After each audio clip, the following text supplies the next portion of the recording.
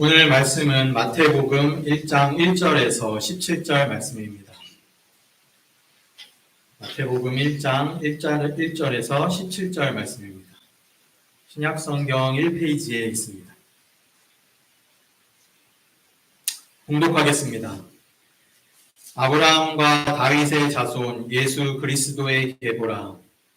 아브라함이 이삭을 낳고 이삭은 야곱을 낳고 야곱은 유다와 그의 형제들을 낳고 유다는 다말에게서 베레스와 세라를 낳고 베레스는 헤스론을 낳고 헤스론은 람을 낳고 람은 아미나답을 낳고 아미나답은 나손을 낳고 나손은 살몬을 낳고 살몬은 라합에게서 보아스를 낳고 보아스는 룻에게서 오벳을 낳고 오벳은 이새를 낳고 이새는 다윗 왕을 낳으니라.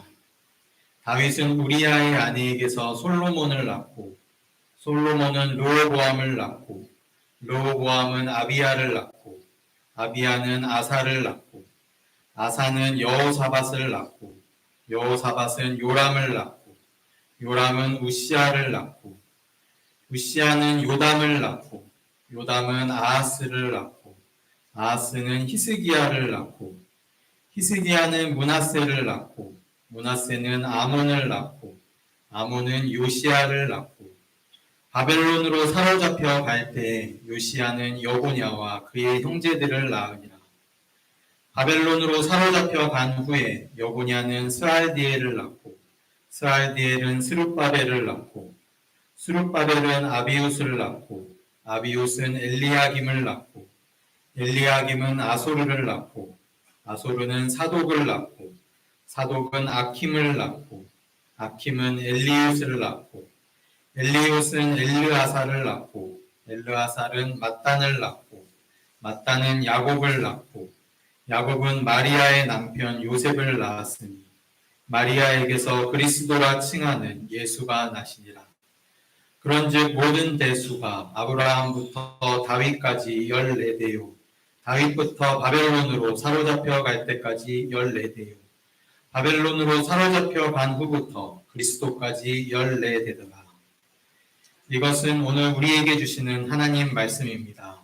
하나님 감사합니다. 감사합니다. 네, 오늘은 광고 말씀을 드렸던 것처럼 우리 교회에서 함께 예배드리고 계시는 최광열 목사님께서 설교 말씀을 해주시는 주일입니다. 잠깐 소개를 해드리려고 나왔는데요. 우리 목사님은 인천 하늘교회에서 목회하시다가 은퇴하신 목사님이십니다. 은퇴하신 이후에 여러 가지 사역을 하고 계시는데요. 제가 정확히 소개해드리는 건지는 잘 모르겠습니다만 크게 두 가지 방향의 사역을 지금 하고 계십니다. 먼저 첫 번째는 우리 민족의 화해와 일치를 위한 사역을 하고 계십니다. 목사님께서 저에게 이렇게 명명해서 말씀해 주셨는데요. 북방사역이라고 말씀해 주셨습니다. 북방사역이라고 말씀하시니까 탁 마음에 와 닿더라고요. 저 중국 쪽, 북한 쪽과 복음을 전하시는 그런 앞서 말씀드린 것처럼 민족의 화해와 일치를 위한 북방사역을 하고 계시고 또 한 가지는 우리 목사님께서 아주 예술 쪽에 조예가 깊으십니다. 그래서 기독교 예술연구회를 또 이끌고 계시는 목사님이십니다. 아주 귀한 목사님이신데요. 제가 저도 이제 목사다 보니까 여러 목회자들을 만나지 않습니까? 그러면 이런 목회자들을 좀 뵌 적은 있어요. 어떤 목회자냐면 깊이가 있는 목회자를 뵌 적도 있습니다. 또 어느 분은 아주 넓어요. 넓은 목회자도 만난 일이 있습니다. 그런데 우리 최 목사님처럼 깊이와 넓이를 아울러 갖추고 계시는 분은 제가 만나뵌 적이 없습니다. 아주 귀한 목사님이시구나 하는 것을 늘 제가 마음속에 간직하고 있는데요. 오늘 목사님께서 나오셔서 귀한 말씀 전해주실 때 큰 은혜를 받으시길 바라고요. 앞서 봉독해드린 말씀에 의지하여 이야기가 세상을 구원합니다 라는 제목으로 말씀을 전해주시겠습니다. 목사님께서 나오실 때 여러분 우리 뜨거운 박수로 우리 영접해 주시길 바랍니다. 목사님 나오시겠습니다.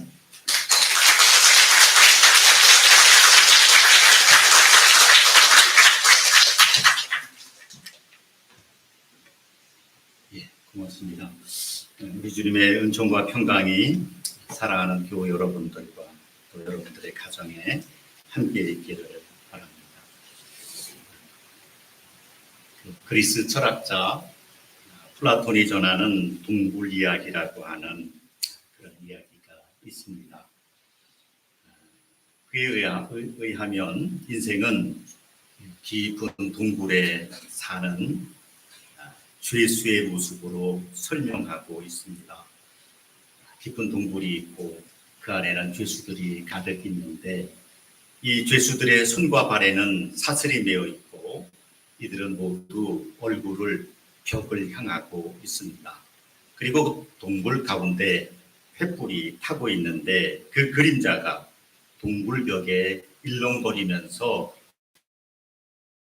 그림자를 만듭니다. 사람들은 그 그림자를 보면서 인생을 말하고 삶을 이야기합니다. 그런데 그 가운데 한 사람이 쇠사슬이 풀려서 동굴 밖으로 나올 수 있었습니다.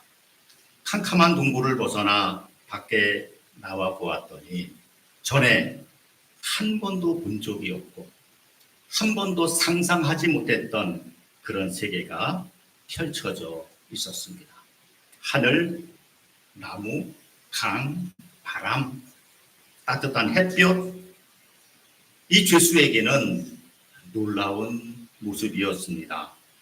그런데 이 사람이 다시 동굴 속으로 들어갑니다. 여러분, 이 사람이 왜 동굴 속으로 들어갔을까요? 자기 혼자, 자기가 본 이 아름다운 세상을 자기 혼자 누릴 법하지 않습니까? 그런데 이 사람은 동굴 안으로 다시 들어갑니다. 동굴 밖의 세상을 모르는 동굴 안의 사람들에게 새로운 세상이 있다. 우리가 전에 한 번도 꿈꿔보지 못했던, 상상조차 하지 못했던 새로운 세상이 있더라. 이것을 알려주기 위해서, 이 아름다운 세상이 있다는 것을 알려주기 위해서 동굴 안으로 들어간 것 아니겠습니까? 그런데 여러분 한번 상상해 보십시오.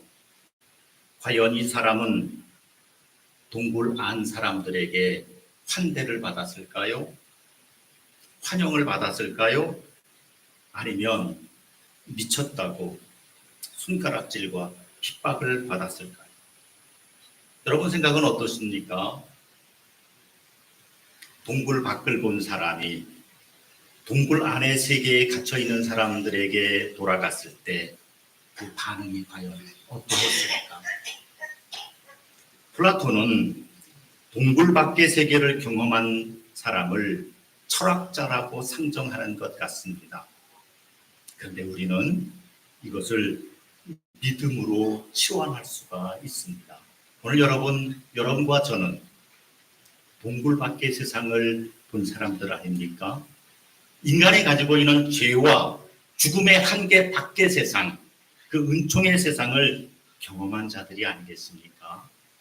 그렇다면 오늘 우리에게 하나의 사명이 있다면 이 귀한 사실을 알지 못하는 이들, 전혀 상상하지 못하는 이들, 들어보지도 못하고 깨닫지도 못하고 여전히 동굴 안에서 일렁거리는 횃불이 만든 그림자를 보고 살아가는 그런 이들, 손과 발에 착고가 채워져서 미래도 희망도 구원도 없이 살아가는 그런 이들에게 다가가는 그런 존재가 여러분과 제가 되어야 되지 않을까 하는 생각이 드는 것입니다. 오늘 저는 본문을 마태복음을 삼았습니다. 마태의 이야기. 그런 의미에서 저는 오늘 여러분과 저의 그 삶의 기저를 이야기를 만드는 사람들이다 이렇게 상정하고 싶습니다. 마태도 이야기를 만드는 사람이었습니다. 좋은 이야기가 세상을 환하게 아름답게 밝게 만드는가 하면 어둡고 나쁜 이야기는 이 세상을 음습하게 만들고 있습니다. 여러분, 우리가 살고 있는 이 세상을 보십시오. 왜 이 세상이 더 아름다워지지 못할까요? 아름다운 이야기를 만드는 사람보다 어두운 이야기를 만드는 사람들이 더 많기 때문에, 자기 욕망에 복무하는 이들이 많기 때문에 죄와 어둠과 절망에 이끌리는 사람들이 더 많기 때문에, 그래서 이 세상이 이렇게 안타까운 것 아니겠습니까?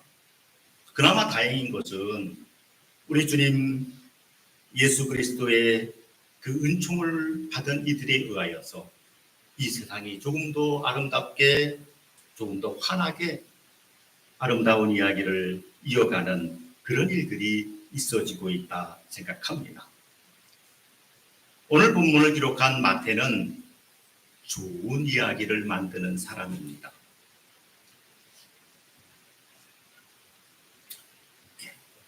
그림 한 점을 제가 띄웠는데요. 이 그림은 마태와 천사라고 하는 그림입니다.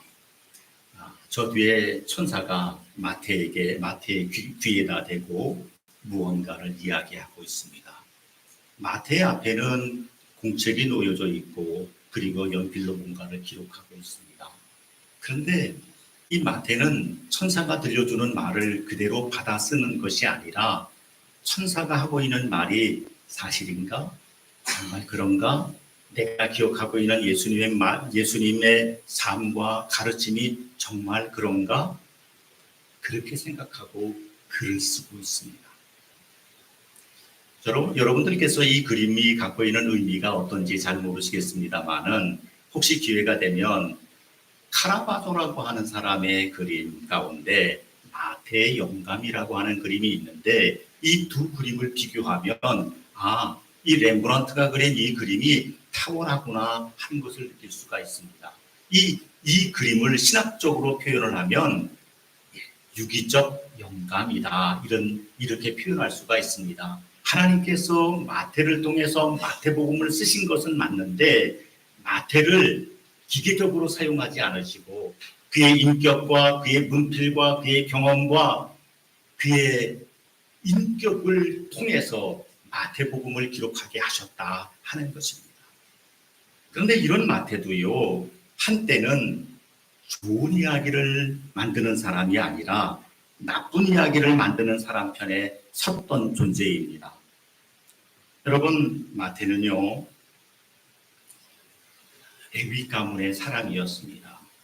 이스라엘 지파 가운데 레위 가문이라고 하는 것이 갖고 있는 상징적인 의미가 있는데, 남다른 자긍심과 제사장 지파라고 하는 면에서 남다른 자긍심과, 그리고 성전 봉사라고 하는 일에 참여하고 있다고 하는 그런 자부심을 갖고 있는 그런 지파였습니다.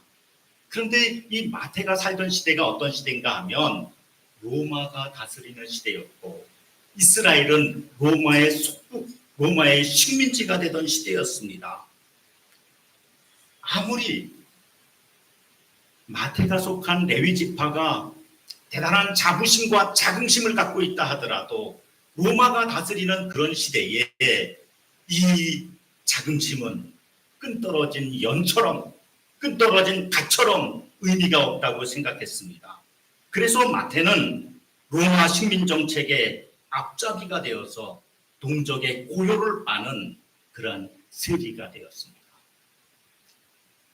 로마가 정한 세금에다가 자신의 탐욕을 더하여서 백성에게 무거운 세금을 징수하였습니다. 그래서 사람들은 세리를 죄인의 대명사로 취급했고, 유대인들은 이 세리를 개 취급하였습니다. 마태는 돈은 얻을 수 있었는지 모르지만, 그러나 그의 마음속에는 민족을 배신했다고 하는 그러한 이 자괴감에 늘 괴로워했습니다. 그러던 어느 날 마태가 세금 징수의 일을 하고 있을 때 지나가시던 주님께서 그를 보고 그를 부르셨습니다. 나를 따르라. 마태복음 9장 9절에 기록되어 있습니다. 마태는 자신이 기록한 마태복음에서 그리스도께서 자신을 부르는 장면을 섬세하게 기록하고 있습니다. 마치 마태는 기다리고 있었다는 뜻이 그리스도의 부름에 따라 예수님을 자기 집에 모셨고 자기 친구들을 통해서 예수님의 가르침을 듣게 했습니다. 나를 따르라 그 한마디에 자기 자리에서 벌떡 일어났고 자기 친구들을 청해서 예수님의 가르침을 듣게 하였다는 사실. 오늘 이 사실을 오늘 우리가 본받아야 된다고 생각합니다.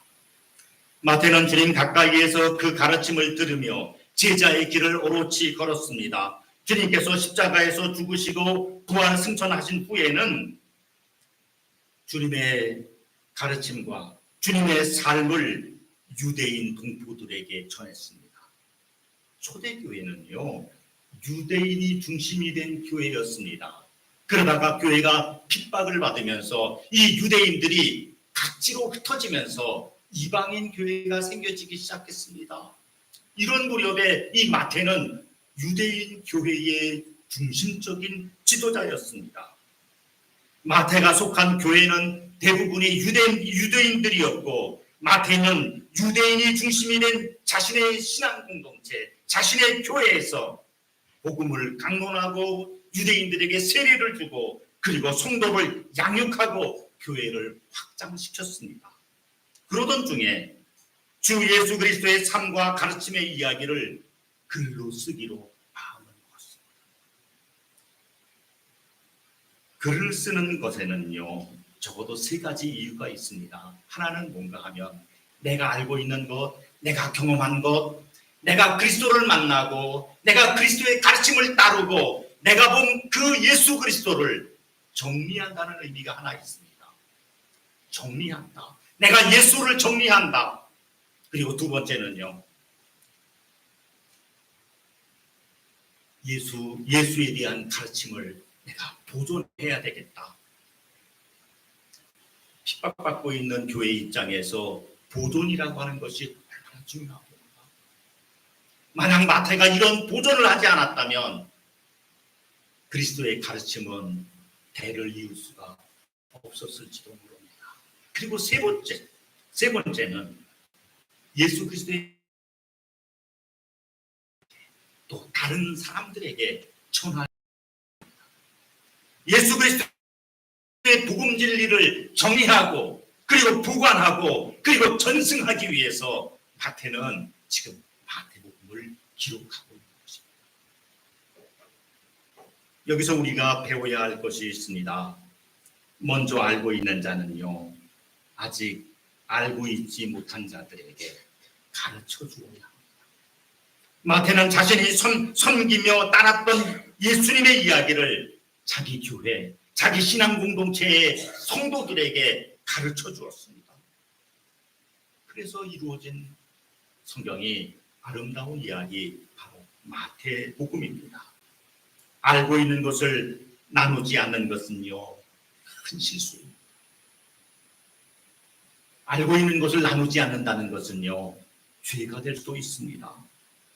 구원의 길을 알면서도 멸망의 길을 걷는 이들에게 구원의 길을 소개하지 않는 것은 그것은 죄가 됩니다. 오늘 우리가 바로 이런 시점에 서 있다고 하는 사실을 기억하십시오. 제가 드리려고 하는 두 번째 이야기가 있는데요, 이름에 담긴 의미라고 하는 것인데 여러분 들어보십시오. 마태는 먼저 주님의 족보를 풀어나가기 시작합니다. 1장 1절에 이렇게 기록되어 있지 않습니까? 아브라함과 다윗의 자손 예수 그리스도의 계보라 이렇게 말하고 있습니다. 예수님을 다윗과 아브라함의 자손이라고 소개하고 그가 이 땅에 오신 바로 그리스도라고 소개하고 있습니다. 이 족보에는 많은 이름들이 거명되어 있습니다. 여러분 이름은 참 소중합니다. 여러분에게도 이름이 있지 않습니까? 우리 지난주였던가요? 목사님께서 자신의 이름을 한 번씩 불러보라. 하나님께서 어떻게 부르시는가. 이렇게 설교 시간에 말씀하셨던 것이 기억이 납니다. 여러분 서양에서는요, 개와 고양이를 식용으로 하지 않습니다. 왜 그런지 아십니까? 개와 고양이는 적어도 서양에 사는 개와 고양이에게는 이름이 있습니다. 이름이 있는 것은 함부로하지 않습니다. 이름에는 품격이 있습니다. 시인 김춘수는 그의 시 꽃에서 이렇게 말하지요. 내가 그의 이름을 불러주기 전에는 그는 다만 하나의 몸짓에 지나지 않았다. 내가 그의 이름을 불러주었을 때 그는 내게로 와서 꽃이 되었다. 이렇게 노래하고 있습니다. 이름은 그렇듯 소중합니다. 이름에는 품격과 가치와 지향이 있습니다. 그런 의미에서 남편과 아내 그리고 자녀의 이름을 우리가 한번 되새기면서 불러볼 필요가 있다고 생각합니다.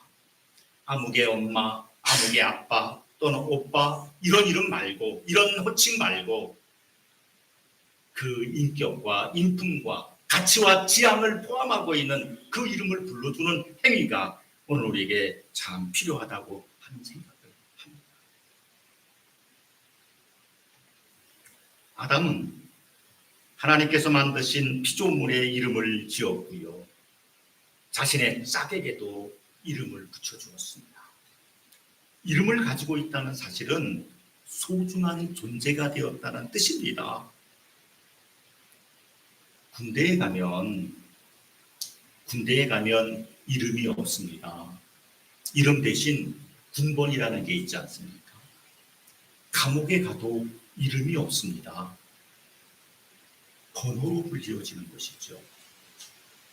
여러분, 이름이 얼마나 소중한지, 이름이 얼마나 가치 있는 일인지 우리가 되새겨 보아야 될 것입니다. 주님은 이웃 사랑을 우리에게 명령하셨습니다. 서로의 이름을 불러준다는 것은 상대를 존중한다는 것입니다. 상대를 인정한다는 이야기입니다. 우리가 남의 이름을 불러줄 때 이 이름을 부르는 행위 속에는 우리가 하나님의 창조 사역에 동참하고 있다는 뜻입니다. 아담이 사물들의 이름을 지어주었듯이 우리가 아무개의 이름을 불러주고 그것을 긍정하고 그것을 존중할 때 우리는 하나님의 창조 사역에 동참하는 일입니다. 이름을 가진 존재를 물화해서는 안 됩니다. 여러분, 물화라고 하는 게 뭡니까? 인격적 인간관계를 물질을 대하듯 하는 관계, 이것을 물화라고 합니다. 사람을 사람으로 보지 않고 존귀한 가치의 존재를 존귀하게 보지 않고 이용가치로 보는 것, 내 욕망의 수단으로 보는 것, 이것은 창조주 하나님을 거역하는 일이 아닐 수가 없습니다. 인격적 존재를 적대시하거나 인격적 존재를 원수시하는 일, 이것은 반신앙입니다. 반하나님적인 일입니다. 아무리 원수라 하더라도, 나와 생각이 다른 사람이라 하더라도 적어도 생명이 존재하는 한 우리는 그에 대한 존중과 존경과 인정할 수 있는 그런 자세를 가질 수 있어야 된다 생각합니다. 마태는 주님의 족보에 등장하는 많은 이름 가운데 특히 다윗과 아브라함에게 집착하고 있는 것 같은 생각을 오늘 우리 본문 속에서 합니다. 왜 그랬을까요? 마태복음 1장 1절에 아브라함과 다윗의 자손, 왜 아브라함이 여기에 등장할까요? 아브라함은 히브리 민족, 이스라엘 민족의 조상입니다. 하나님께서 그를 불러내어 민족의 번영과 번성과 은총을 약속하셨습니다. 마태는 그 약속의 성취자로 오신 그리스도가 바로 예수님이라고 이 사실을 강조하고 싶었습니다. 예수님은 어느 날 갑자기 불쑥 튀어나온 분이 아니라 오래전 하나님과 아브라함과의 약속에 기반하여서 그 약속의 성취자로서 이 땅에 오신 메시아 그리스도라고 하는 사실을 이렇게 강조하고 있는 것입니다. 그런데 사실 여러분, 이 마태복음 1장 1절은요, 우리 성경에는 아브라함과 다윗이라고 그 순서가 아브라함이 먼저 나옵니다마는 원어 성경, 이 헬라어 성경에 의하면 다윗과 아브라함이라고 나오고 있습니다. 아브라함보다 다윗을 앞세우고 있습니다. 이것 역시 마태의 의도가 가미된 그런 표현이라고 생각합니다. 그런데다가 6절에 보면은요, 오늘 우리가 함께 전도사님께서 읽어주신 그 성경 속에 다 개인의 이름만이 나오는데 단 하나 직책의 이름이 등장하는데 그게 다윗 왕이라고 하는 표현입니다. 다 개인을 표현하는 데 비해서 오직 다윗만큼은 왕이라고 말하고 있습니다. 이런 이유가 뭘까요? 여기에는 마태가 갖고 있는 신학적 깊이가 있습니다. 마태는 예수님을 어떻게 소개하고 싶었는가 하면 예수는 다윗의 후손으로 이 땅에 오신 왕이다. 이 사실을 말하고 싶었던 것입니다.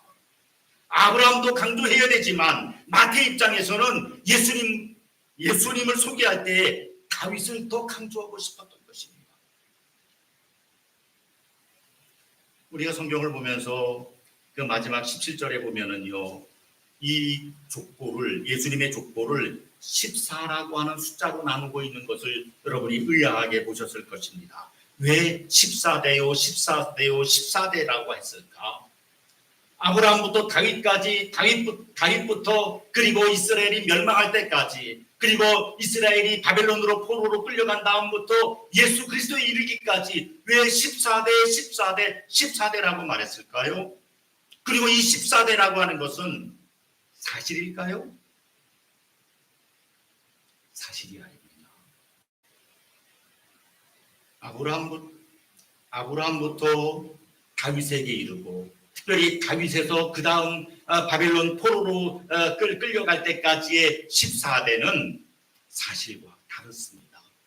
이 예수님의 족보를 기록한 역대상 3장에 의하면 여기에 적어도 4사람이 더 삽입되어야 됩니다. 그런데도 불구하고 마태는 이 4사람을 삭제하고 14라고 하는 숫자를 어거지로 만들고 있습니다. 오늘 여러분과 제가 생각할 때에는 마태가 틀렸구나, 마태가 산수 계산을 잘못했구나 이렇게 생각할지 모르지만 유대인들의 습성에 의하면 이것이 문제가 되지 않습니다. 아버지가 아들을 낳는 게 보편적인 정서지만 히브리 사람들은 할아버지가 손자를 낳아도 아무런 문제가 되지 않습니다. 대를 건너뛰는 이야기는 별로 중요하지 않습니다. 이렇게 마태는 의도적으로 14라고 하는 숫자를 만들려고 애를 쓰고 있습니다. 왜 그랬을까요? 14라고 하는 숫자에 담긴 어떤 의미가 있을까요? 아라비아 숫자가 나오기 전에 이 이스라엘 사람들은 히브리어의 알파벳 순서를 가지고 숫자를 계산했습니다. 그래서 히브리어 첫 번째 알파벳인 알렙은 1, 베트는 2 이런 식으로 우리식으로 영어식으로 말하면 A는 1, B는 2, C는 3 이런 식으로 숫자를 계산했는데 14라고 하는 숫자가 만들어지기 위해서는 4와 6과 4가 조합이 됩니다. 4와 6과 4 이것을 히브리어로 나열하면 그게 바로 다윗이라고 하는 이름이 되는 겁니다. 여러분, 달렙, 바우 달렙 이게 히브리어 숫자, 히브리어의 그 다윗을 표현하는 이름인데요. 이게 4이고 6이고 4라는 말입니다. 이런 해석법을 게마트리아라고 하는데요. 이렇게 해서라도 마태는 예수님이 단순한 한 자연인이 아니라 아브라함의 약속의 당사자이고 그리고 다윗 임금의 온전한 후손이라고 하는 사실을 강조합니다. 예수 그리스도가 왕이다. 예수 그리스도가 이스라엘의 왕이다. 부분을 강조하고자 하는 것입니다. 이러한 지령이 마태에게 있었습니다. 자신이 믿고 따르는 주 예수 그리스도가 어떤 분인가에 대하여 이렇게 집요한 자세로 마태는 마태복음 1장을 기록하고 있는 것입니다. 오늘 여러분, 좀 오늘 우리에게도 이러한 집요함이 필요하다는 생각 들지 않습니까? 우리가 믿는 예수님이 어떤 분인지, 이 예수님을 다른 이들에게 전할 때 얼마나 집요해야 되는지,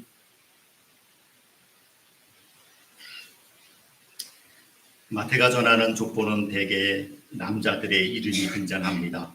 그런데 아시다시피 이 족보에 등장하는 남자들이 다 당당하고 다 훌륭하고 다 멋진 인생을 산 사람들은 아닙니다.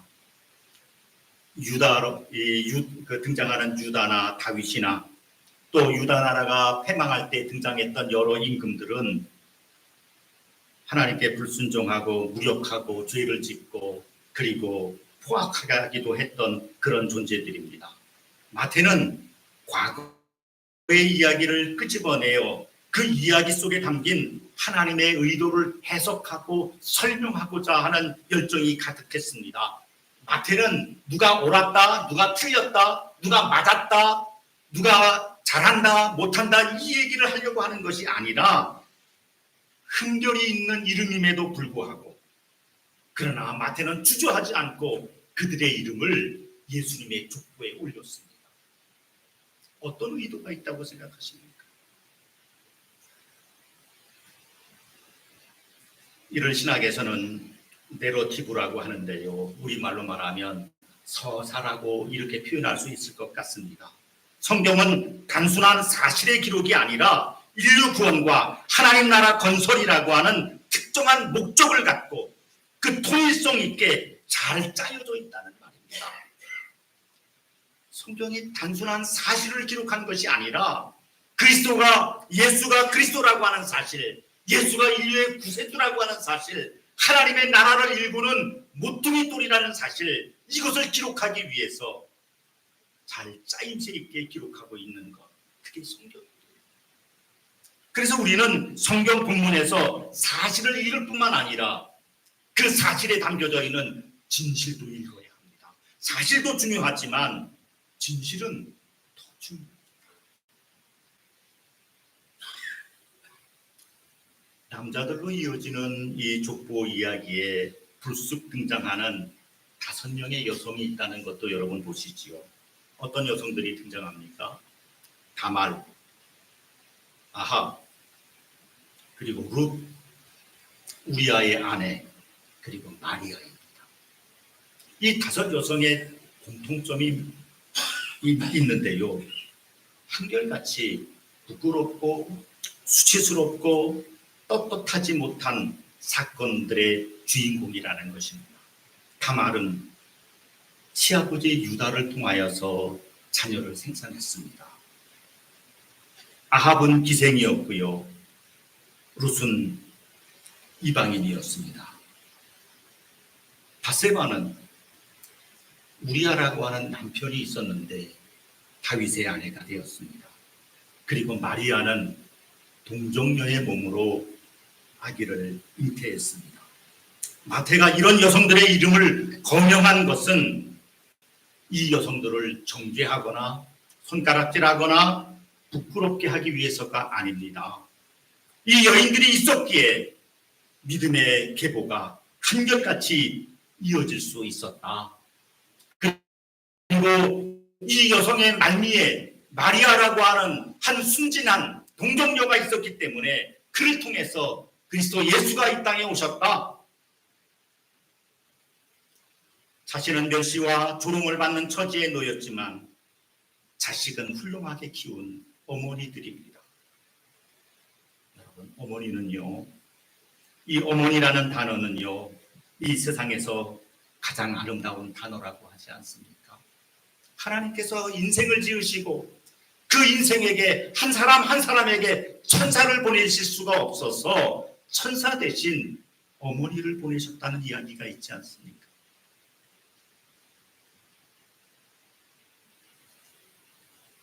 강재현이라고 하는 시인의 어머니의 밥상이라고 하는 시 한 편을 여러분들에게 읽어드리겠습니다. 어머니의 밥상은 늘 비어 있었다. 시어 꼬부라진 김치 한 조각을 밥숟갈에 얹혀 자시면 그뿐. 어머니의 밥상은 늘 말이 없었다. 어쩌다 빈상에 자반 한 토막이라도 올라 치면 몸뚱이 다 발라진 대가리에 얼굴을 묻으시고 멀건 눈깔만 파드시던 어머니.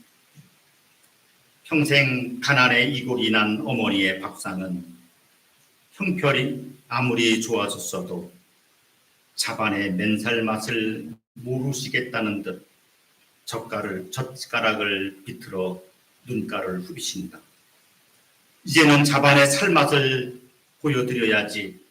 이제는 살맛 나는 세상도 보여드려야지. 갖은 고명으로 진수성찬을 차렸건만 어머니는 끝내 살 맛을 모르신다. 살맛 나는 세상도 모르신다. 늘 눈질끈 감고 사신 한평생 허기진 백가죽에 기름기가 겉돌아 어머니의 밥상을 빙빙 맴돈다. 대충 끼워 맞춰진 틀니처럼 살맛 나는 세상이 삐걱거린다. 오늘 우리가 어버이 주일을 지키고 있는데 이런 어버이 때문에 이런 어머니, 이런 아버지 덕분에 오늘 우리가 이렇게 살아있는 것 아니겠습니까? 우리에게 생명을 주고 그리고 믿음의 길을 걷게 한 이 고마우신 어머니.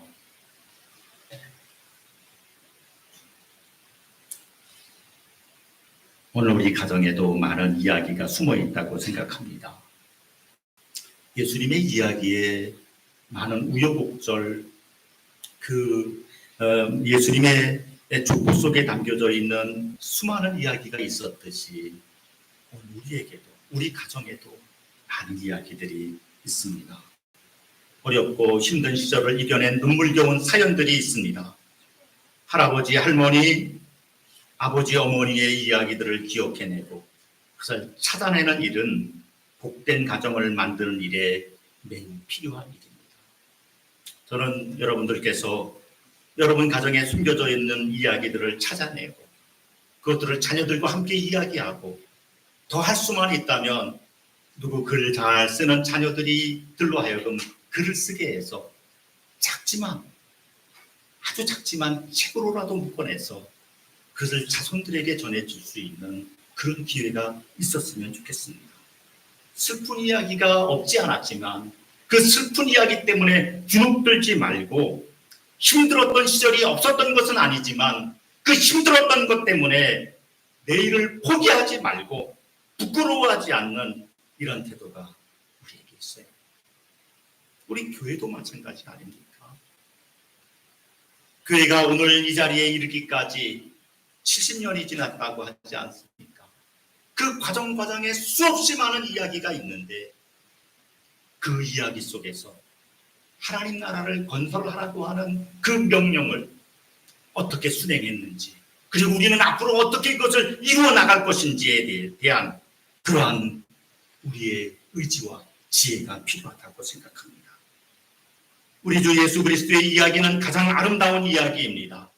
죄인된 인류를 구원하기 위하여 그 죄값을 스스로 십자가에 치르신 예수 그리스도. 이 사실에 근거해서 우리는 누구라도 사랑할 수 있고 누구라도 용서할 수 있고 다른 인생을 축복할 수 있지 않습니까?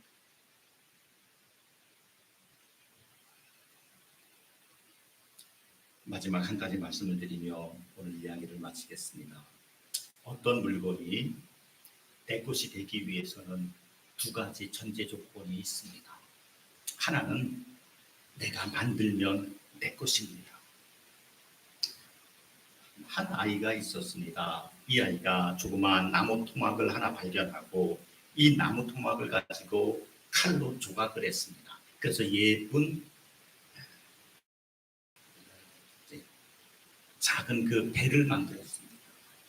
이 배를 만들고 이 아이는 아주 만족했습니다. 거기에 물감으로 색칠을 하고 배 이름도 지어주고 그리고 그 배의 그 배의 뒤에다가 자기 사인까지 넣었습니다. 그리고 이 아이가 이렇게 말합니다. 너는 내 거야. 왜요? 내가 너를 만들었고 여기 봐, 내 사인도 있잖아. 너는 내 거야. 근데 어느 날 이 아이가 오늘처럼 이렇게 날이 좋은 날 시냇가에 가서 이 배를 띄워왔습니다. 배가 잘 물결에 뛰다가 그만 바람이 불어와서 이 배가 물 한가운데로 들어가요. 그리고 이 배를 잃어버리고 말았습니다. 이 소녀는 매우 낙심했습니다. 그런데 며칠이 지난 다음에 학교 옆 문방구 가게에 보니까 자기가 잃어버렸던 그 배가 거기 있는 겁니다. 달려가서 그 사장님에게 이야기했죠. 아저씨, 이 배는 내 배예요. 내가 만들었어요. 내가 색칠도 하고 여기에 내 이름도 쓰여 있잖아요. 이 배는 내 거예요. 여러분이 그 사장님 같으면 드렸겠지만 이 사장님은 좀 욕심사나운 사장님이었던 것 같습니다. 이 아이를 나무라면서 얘야, 이놈, 너 이거 갖고 싶으면 10,000원을 갖고 와야 돼. 이 아이가 어떻게 했을까요? 집에 가서 제일 먼저 정통을 깨뜨렸습니다. 돈이 모자랐습니다. 아버지 어머니 심부름을 하면서 용돈을 모았습니다. 10,000원이 채워진 다음에 이걸 가지고 문방구에 가서 10,000원을 지불하고 그리고 그 자기가 만들었던 배를 샀습니다. 그러면서 이 아이가 이렇게 말을 합니다. 너는 내 거야. 내가 너를 만들어서 너는 내 거야. 내가 너를 잃어버렸지만 내가 내 돈을 주고 너를 샀어. 여러분, 이 이야기가 담고 있는 함의가 뭔지 여러분 아시지 않습니까? 하나님께서 여러분들을 만드셨습니다. 여러분들을 만드시고 하나님께서 여러분에게 이렇게 말씀하시죠. 너는 내 거야. 너는 소중한 존재야. 너는 가치 있는 존재야. 사업에 실패하고 여러 가지 어렵고 힘든 일들이 산적해 있지만 너는 아름다운 존재야. 그런데 우리 인생이 어떻게 됐어요? 죄에 팔렸습니다. 죄로 무너졌습니다. 그런데 우리 주님께서 십자가의 공로, 십자가의 핏값으로 여러분과 저를 사시지 않습니다. 그 주님께서 오늘 우리에게 이렇게 말씀하시는 거예요. 너는 내 거라니까. 내가 한 번 너를 만들었고 내가 한 번 너를 샀어. 이제는 다시는 너를 잊어버리지 않을 거야.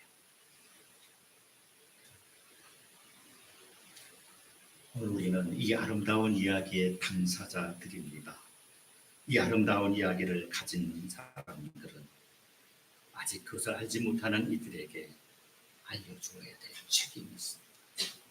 제가 오늘 서두에 드렸던 말씀, 동굴 이야기 속에 나와 있는 동굴 밖을 본 사람이 어떤 일이 벌어질지도 모르면서 다시 동굴 안을 향해서 들어가는 자세로 그런 마음을 가지고 우리의 이웃들에게 이 세상에 나가는 그런 여러분 되셨으면 좋겠습니다.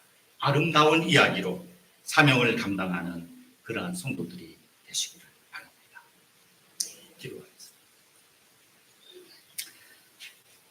사랑하는 주님, 마태가 주님의 복음과 진리를 동포들에게 전하였듯이 오늘 저희도 복음의 아름다운 이야기를 가족과 이웃에게 전할 수 있는 용기와 믿음 주시기를 기도합니다. 사람을 대할 때 주님의 시선으로 대하게 하시고 사람을 대할 때 사랑과 배려의 태도를 갖게 하여 주십시오. 진리를 경험한 자의 당당함과 여유로움을 저희들에게 주십시오. 아름다운 이야기를 발굴하고 전하고 실천할 수 있는 담력과 믿음을 더하여 주옵소서. 우리 주 예수 그리스도의 이름으로 기도하옵나이다. 아멘.